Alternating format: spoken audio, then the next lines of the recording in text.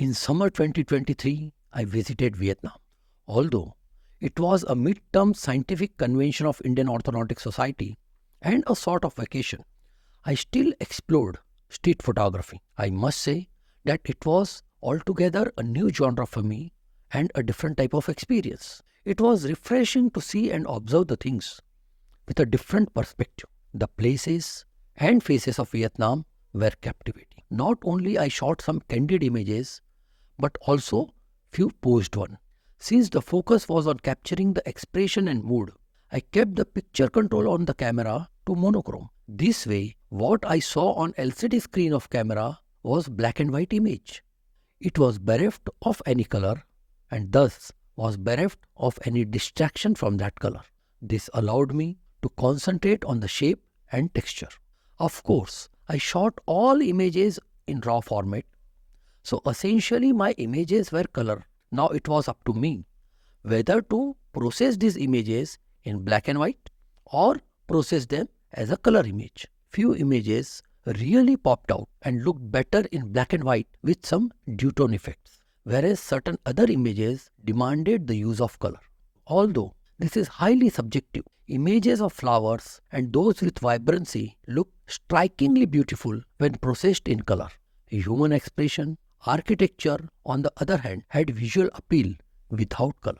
I used only one camera, Nikon Z9, along with two lenses, 14-24 f2.8 and 70-200 f2.8. These two lenses were the lenses for digital SLR and not for the mirrorless.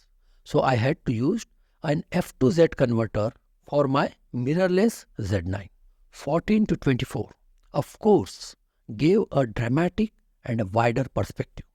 70-200 on the other hand allowed me to shoot really close. I realized that for street photography, probably 70-200 is the ideal lens. It allows you to shoot candid images without the knowledge of that person. This helps in bringing out the best natural expression. For shooting places, landscapes and group photographs, 14-24mm was quite helpful. In most cases, I used f2.8 to separate object or the subject from the background. But when need arose, I did explore f8 or f11. One more thing which I want to categorically mention here is that like wildlife photography, in street photography also there is no second chance. The moment lost is moment lost. You have to be vigilant and always ready to capture that expression, that mood, that vibrancy, that moment. Pre-visualization, preparation and luck also plays a vital role in street photography.